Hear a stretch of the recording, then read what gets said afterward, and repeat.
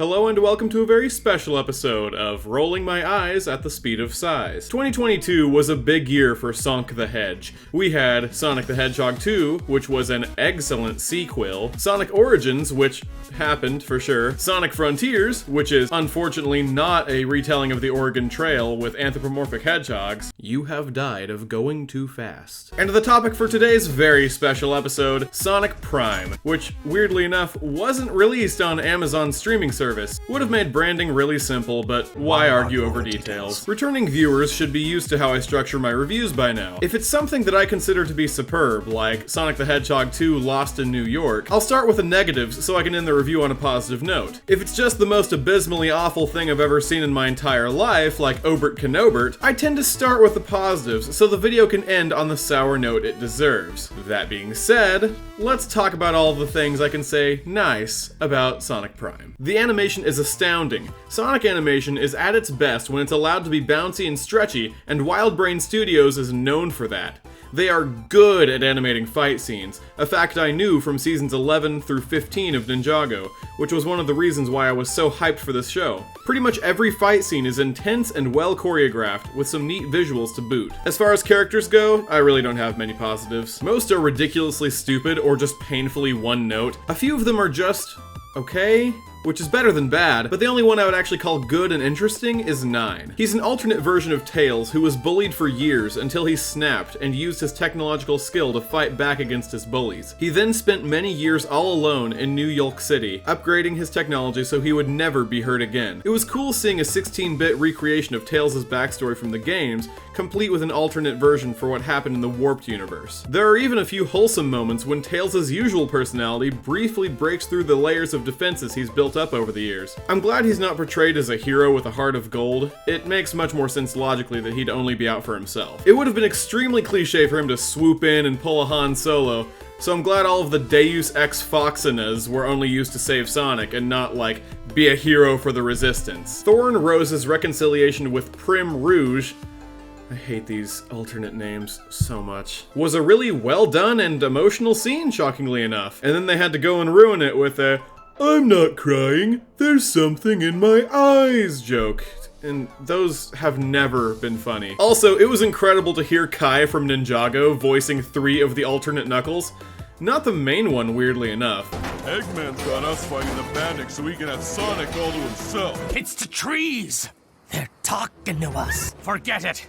That treasure brings nothing but pain. Now do me a solid and pipe down. I got shells to crack. I get it! You like my bed! He also voices 3 of the Chaos Council members. The baby Eggman, the angsty teen Eggman, and the millennial weeb Eggman. I genuinely hate that that's a real sentence. Now on to the negatives, of which there are many. I had planned on doing a 2-in-1 review for both Prime and Frontiers, like my Pediatrician Peculiar in the Multiverse of Moon Knight video from a while back, but this show's so bad it required its own video. There are so many negatives, and I don't care nearly enough to work them all out into a fleshed out review. That would require effort, and creativity, and a care for the craft. So I thought to myself, what would a successful YouTuber do?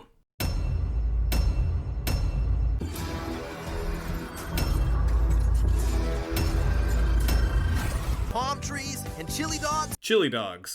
The fact is, we never lose. Obvious failure shadowing is obvious. Hey guys, I made it. You're late!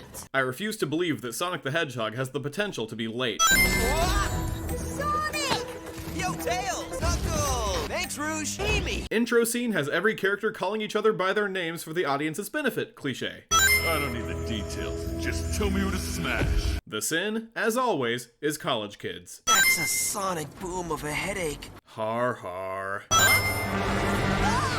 Sonic is dead. I haven't seen anything like this since I ate truck stop chili dogs. Chili dogs. It's a trap, Sonic! It's a trap! Admiral Akbar tried spinning in his grave. It's a good trick. Sonic, no!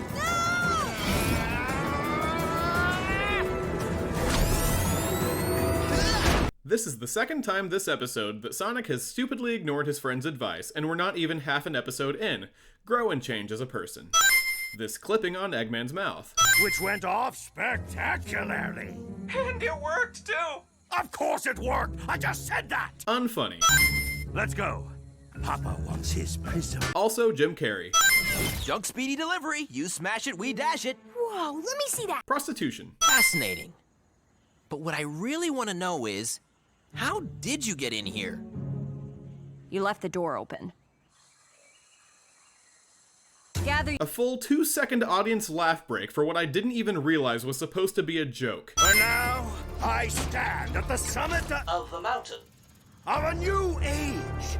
The age of... Pretty lights? This is so dangerously unfunny. Prism, right. That's what Eggman was after. How? Sonic is dead. But I'm gonna kick your robot. Robot.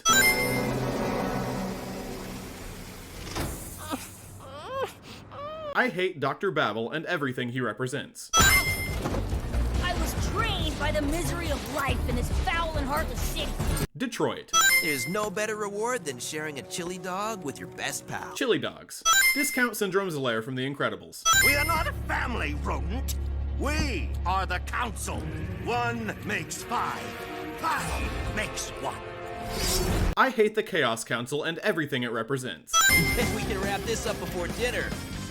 Chili dogs. Chili dogs. But first, just in case Eggman gets in a lucky shot, rings! I haven't brought this up yet, but this really irks me. In the games, rings are a source of health. As long as Sonic holds onto one of them, he's fine. This show has clearly established that Sonic has no rings upon entering the Shatterverse, yet he takes hit after hit without injury. I would have chalked it up to cartoon logic had they not gone out of their way to establish the rules. Now he's ringing up again in case Eggman quote-unquote gets a lucky hit in. Does he need rings or not? What are the rules, dang it? It's spelled Yolk. You need to stop, Sonic. And listen for once. Correct. You gotta get back to HQ now. There's something you gotta see. You better come take a look at this cliche. Wait! Can a hedgehog say his last words? Fine, but be brief. Well, This works. the places I'd go. Or the chili dogs I'd eat when I got there. Chili dogs. Looks like this is game over. Okay. A bit woozy from all the lab testing. It is absolutely laughable that Sonic would have motion sickness. Watch Salty DK Dan's video of him playing Sonic in the first person, and you'll see what I mean. Oh, come on, Amy. Why you gotta hate on him like that? Why you gotta hate on him like that? It's spelled Yolk. Totes. So gonna destroy. I hate Dr. Deep and everything he represents.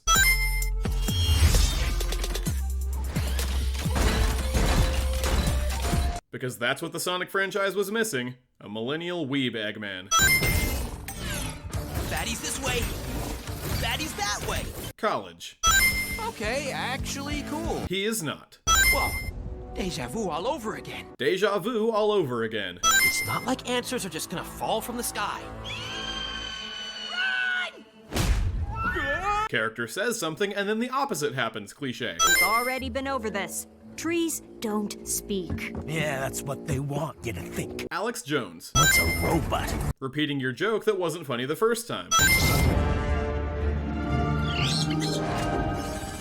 Amy, I can't smash you. Funny, this is almost verbatim what I said to the furry who showed up on my doorstep. True story. For that time I laughed so hard, chili shot out my nose. I still can't smell. This is the first joke I've laughed at in the entire show. Not joking, it took the show this long to make me laugh. And it's not even that funny. Chili dogs. Chili dogs. It's not like they're just sitting around eating bark. Character says something and then the opposite happens, cliche. Okay, here's the plan. We go in gently. Character says something and then the opposite happens, cliche. Gotta go fast. Well, I guess I respect the restraint in waiting this long. Ahoy there, stranger! What brings ye to the no place? Seriously, pirates? That's super, just great. Of course you're pirates. Finally, another joke I laughed at. That's 2 in the whole show so far. And it's not even that funny, it's just situational irony. Is this a chili dog? Chili dogs. Sea dog. Sea dogs. Take them for everything they've got. Nothing beats sticking it to our old captain. Discount Markiplier. Randy's tasty sea dogs. Sea dogs. Then take him for every last sea dog in the galley. Sea dogs. Put the sea dog down. Please, I promise, chili dogs are not as funny as you think they are. I can fix this. Fine, I can't fix this. Character says something and then the opposite happens, cliche. Then I'll be a salty sea dog. This is not an electric guitar.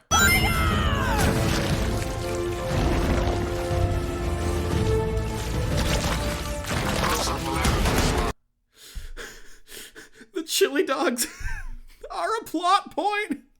They made them a plot point. Home doesn't exist anymore. Because of you!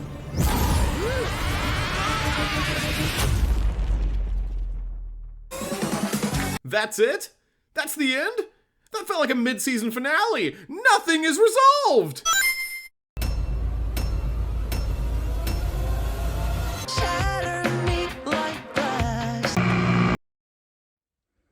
It's been so long. Why did I have to choose here? Why now? When so many other, less soul-sucking times would have done the trick. Subject appearance, mass, location, and cortisol levels indicate that I'm still in early 2022. Close to the split, but not exactly, so why now? And why do my lore drops only appear in stupid multiverse videos? No matter. Time to scare the crap out of him. Here he comes. What's going on? Well, it's about time you figured it out. I had high hopes for this show. I thought the Sonic franchise would have its third big win of the year. But instead of what should have been an easy slam dunk, they opted to make a silly kids show with great animation but dangerously low quality humor and storytelling. And don't give me the whole it's a kids show so of course it's gonna be low quality crap. Ninjago, Phineas and Ferb, The Clone Wars, and Rebels would like a word. A show can be made for kids without being a repetitive, uninspired mess. Literally my favorite shows of all time are kids shows, and they all have their fair share of childish dialogue or cringe moments, so there's a lot I'm willing to forgive when it comes to a show's target demographic. But Sonic Prime, unfortunately, had very few positives going for it, which is a shame because we could have had a good movie and a good show from the same franchise in the same year, but that hasn't happened since 2016. That's all for this one. Stay tuned for my Frontiers review coming soon, and as always, please remember to like and subscribe, and I will see you when I see you. Cole, I get it. You like my bed.